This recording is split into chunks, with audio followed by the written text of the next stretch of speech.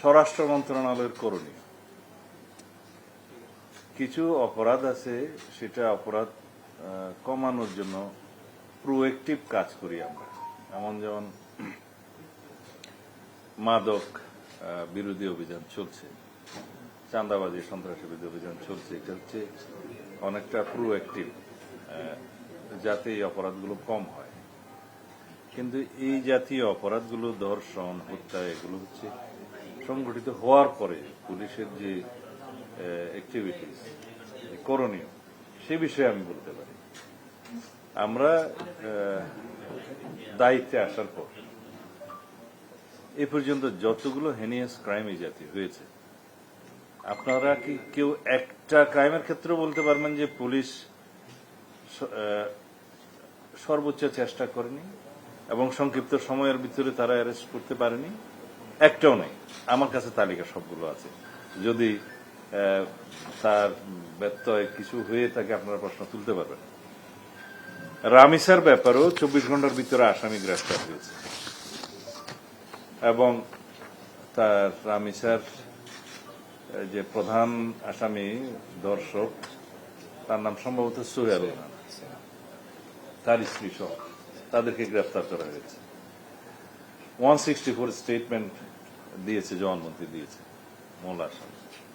আমরা এইটুকু এসিউরেন্স দিতে পারি, আমাদের পক্ষ থেকে সংক্ষিপ্ত সময়ের ভিতরে সুষ্ঠু তদন্ত করে চার্জশিট দাখিল করা হবে। বিচারের দায়িত্ব আদালতের। বিচারহীনতার যে বিষয়টা সবাই সবসময় বলে থাকে, এটা সর্বক্ষেত্রে সঠিক নয়। কিছু কিছু ক্ষেত্রে বিচার বিলম্বিত হয়, সেই জন্য মানুষ মনে করে হয়তো বিচার পাবে না।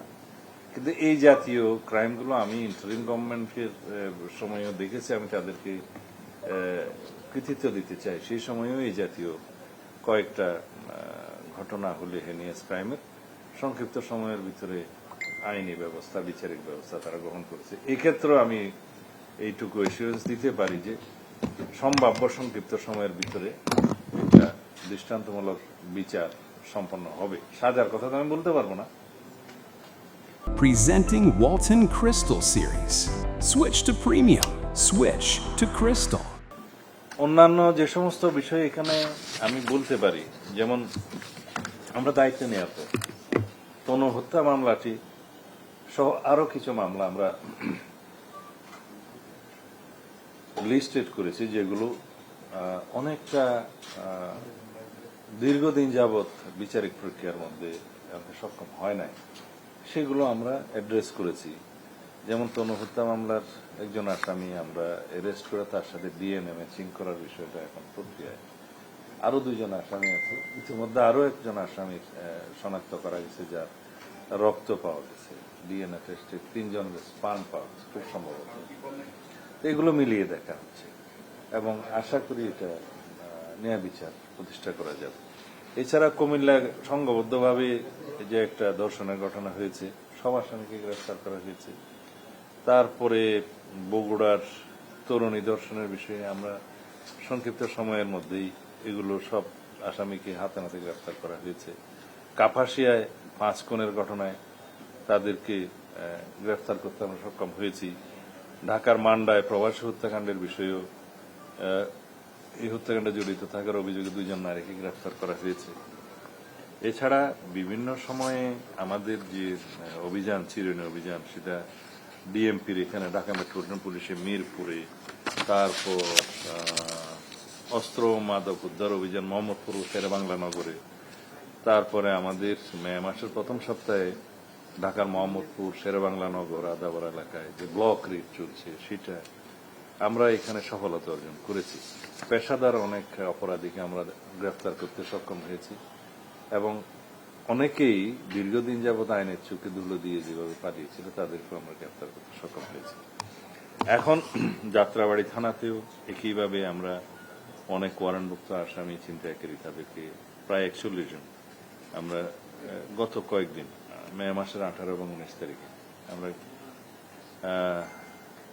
গ্রেফতার করতে সক্ষম হয়েছি। এইভাবে তেজগাঁতে 63 জন, ঢাকার বাইরে চট্টগ্রাম, কক্সবাজারের বিভিন্ন জায়গায় আমরা উল্লেখ করার মতো কিছু সফলতা বলতে পারি। যেমন বিচার প্রক্রিয়ার মধ্য দিয়ে গতকালকে সম্ভবত কক্সবাজারে আমার নির্বাচনী এলাকায় দোলাহাজার আছে একজন সেনাবাহিনীর ক্যাপ্টেনকে যে নির্মমভাবে হত্যা করা হয়েছিল তার বিচার সম্পন্ন হয়েছে। সম্ভবত 4 কি 5 জনের মৃত্যুদণ্ড হয়েছে, ফাঁসি, তারপরে যাবজ্জীবন আছে, বিভিন্ন মেয়াদের সাজা আছে। এছাড়া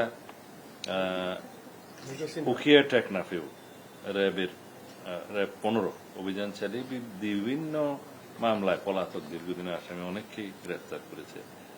আর বলা যায় আইন শৃঙ্খলা